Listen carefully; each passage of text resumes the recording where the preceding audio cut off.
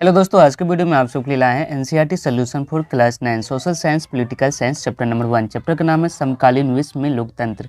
तो आइए इसका जो अभ्यास का क्वेश्चन आंसर है वह सभी देखते हैं। पहला क्वेश्चन है, इनमें से किससे लोकतंत्र के विस्तार में मदद नहीं मिलती है? ऑप्शन है लोगों का संघर्ष, विदेशी शासन द्वारा आक्रमण, उपनिवेशवाद का अंत, लोगों की स्वतंत्रता की चाह। तो इसका राइट आंसर क्या हो जाएगा? विदेशी शासक द्वारा आक्रमण के द्वारा क्या होती है? तो लोकतंत्र के विस्तार में मदद नहीं मिलती। तो आइए चलते हैं अब नेक्स्ट क्वेश्चन नंबर 2 की तरफ। क्वेश्चन नंबर 2 है, आज की दुनिया के बारे में इनमें से कौन सा कथन सही है? तो राइट आंसर क्या हो जाएगा? आइए देख लेते हैं। पहला क्वेश्चन का ऑप्शन देख लेते हैं। ऑप्शन क है, राजशाही शासक की वह पद्धति है जो अब समाप्त हो गई है। ख है, विभिन्न देशों के बीच संबंध पहले से किसी वक्त अब कहीं ज़्यादा लोकतांत्रिक है।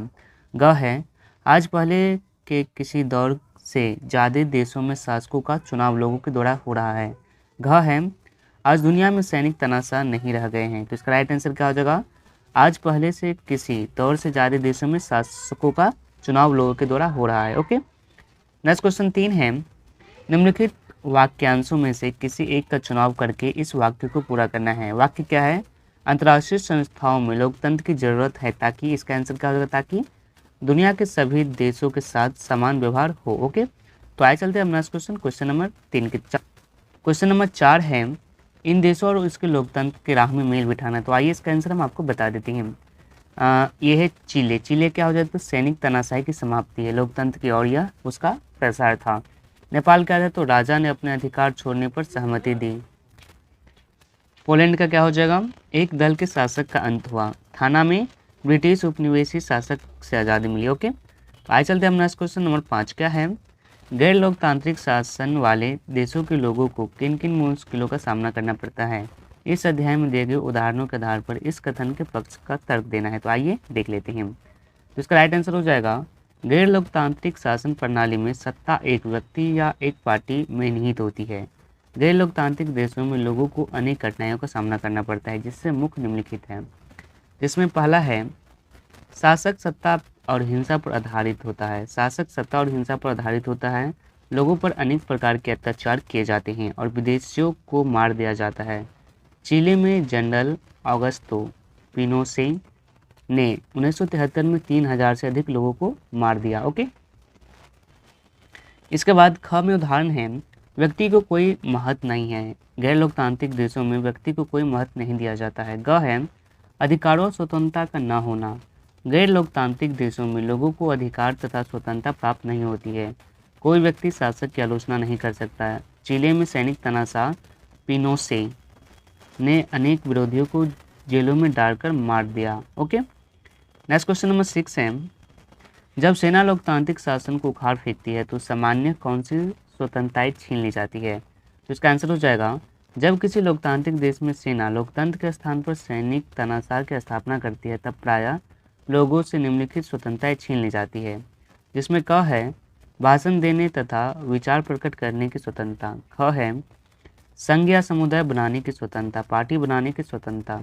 ग है, प्रेस की स्वतंत्रता, रेडियो व टेलीविजन की स्वतंत्रता। घ है, शासन व शासन की आलोचना करने की स्वतंत्रता। ज्ञ है, प्रदर्शन, विरोध व हड़ताल करने की स्वतंत्रता छीन ली जाती है। ओके, आइए चलते हैं अब नेक्स्ट क्वेश्चन की तरफ। नेक्स्ट क्वेश्चन नंबर 7 आती है, वैश्विक स्तर पर लोकतंत्र बढ़ाने में इनमें से किन बातों से मदद मिलेगी?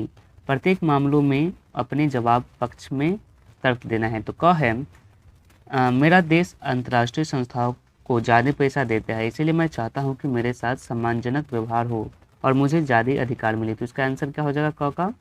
तो इसका आंसर हो जाएगा, अंतर्राष्ट्रीय संस्थाओं को अधिक धन देने वाले देश को अधिक महत्व, अधिक शक्ति देने से विश्व स्तर पर लोकतंत्र को बढ़ावा नहीं मिलता। ओके, ख है, मेरा देश छोटा या गरीब हो सकता है लेकिन मेरी आवाज़ को सम्मान आदर के साथ सुना जाना चाहिए, क्योंकि इन फैसले का मेरे देश पर भारी असर होगा। तो इसका आंसर हो जाएगा, कोई भी देश छोटा या गरीब क्यों ना हो, उसे अंतर्राष्ट्रीय स्तर पर अन्य देशों का समान समझना जाना चाहिए और उनकी राय को पूरे सम्मान से सुना जाना चाहिए।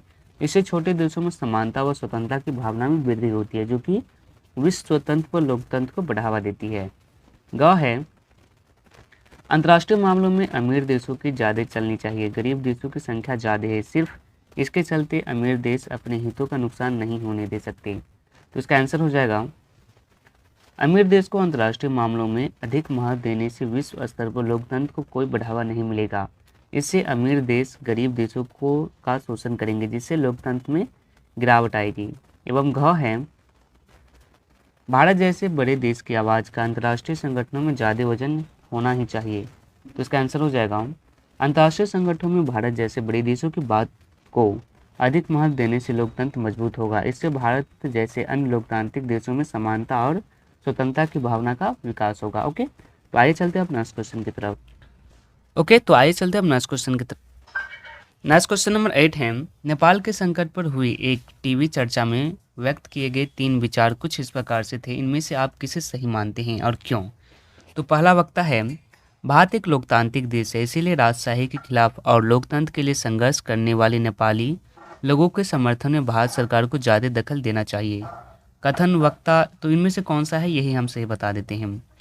तो वक्ता 2 सहमत है। वक्ता 2 क्या है? तो यह एक खतरनाक तर्क है। हम उस स्थिति में पहुंच जाएंगे जहां इराक के मामले में अमेरिका पहुंचा है। किसी भी बाहरी शक्ति के सहारे लोकतंत्र नहीं आ सकता। तो इसका राइट आंसर हो जाएगा, भारत को नेपाल के आंतरिक मामलों में हस्तक्षेप करने का कोई अधिकार नहीं है। भारत नेपाल के नरेश राजा की प्रार्थना पर सहायता कर सकता है या नरेश को लोकतंत्र को पुनः स्थापित करने का सुझाव दे सकता है। भारत ने यही किया है।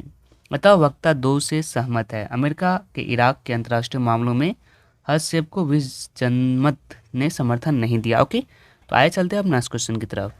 नेक्स्ट क्वेश्चन में कुछ अभ्यास के पाठ्य प्रश्नोत्तर है, इसे देख लेते हैं। पहला क्वेश्चन है, राष्ट्रपति आयदे बार बार मजदूरों की बात क्यों करते हैं? अमीर लोग उनसे नाखुश क्यों हैं?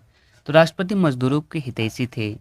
उन्होंने बहुत से ऐसे कानून बनाए थे जो मजदूरों के हित में थे, जैसे शिक्षा पद्धति में संशोधन, भूमिहीन किसानों में भूमि का पूर्ण वितरण तथा बच्चों के लिए निःशुल्क दूध की व्यवस्था करना इत्यादि।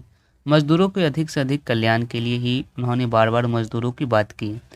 अमीर लोग राष्ट्रपति आयदे से इसलिए नाखुश थे क्योंकि उन्हें राष्ट्रपति की नीतियाँ पसंद नहीं थी। ओके, नेक्स्ट क्वेश्चन 2 है, वह क्या सेना को यह अधिकार है कि वह देश के रक्षा मंत्री को गिरफ्तार करे?